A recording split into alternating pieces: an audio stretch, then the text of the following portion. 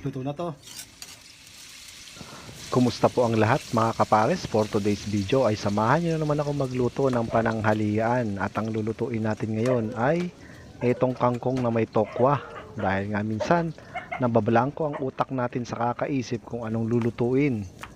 Kaya habang nagpiprito na tayo ng tokwa ay simulan ko na rin maghiwa-hiwa ng ating mga panggisa. Meron po tayo dyan bawang at meron din tayong sibuyas.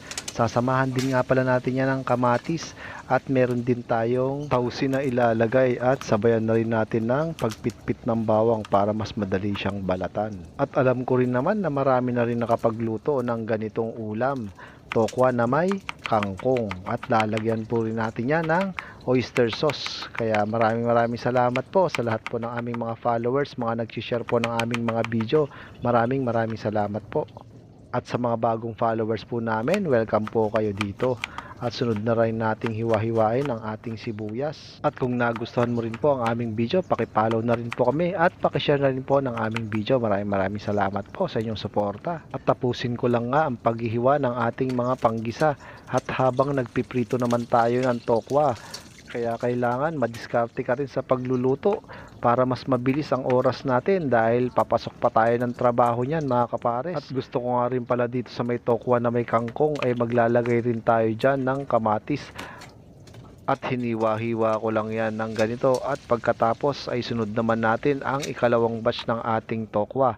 At pagkatapos nga nating maprito lahat ng tokwa ay hiwain ko naman yan ayon sa gusto kong hiwa. At matapos kong mahiwa-hiwa lahat ng tokwa ay sunod ko namang hiwain itong tangkay ng kangkong.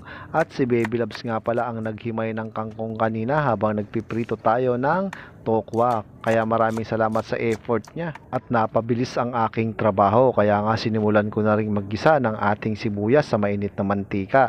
At pagkatapos naman lalagyan rin natin yan ng bawang. At halu-haluin lang natin yan hanggang lumabas ang kanyang aroma. At isunod naman nating ilagay yung ating kamatis. At tuloy lang tayo sa paghalo-halo at gisahin natin ng maigi ang ating kamatis. At kapag lumambot na siya ng ganito ay pwede na nating ilagay yung tangkay ng ating kangkong.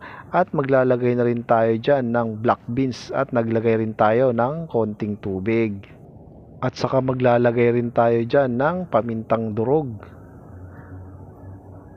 At maglalagay rin ako ng konting asin. Yan. Halu-haluin lang natin yan at pagkalipas ng ilang minuto ay naglagay na rin tayo ng ating dahon ng kangkong. Saka natin yan halu-haluin. At hayaan lang natin ng mga ilang minuto. At makalipas nga lang ilang minuto at kumulo na siya ay ilalagay ko na yung ating pangpinali na tokwa at konting halo-halo lang at luto na ang ating kangkong with tokwa. Manganta yun mga kapares.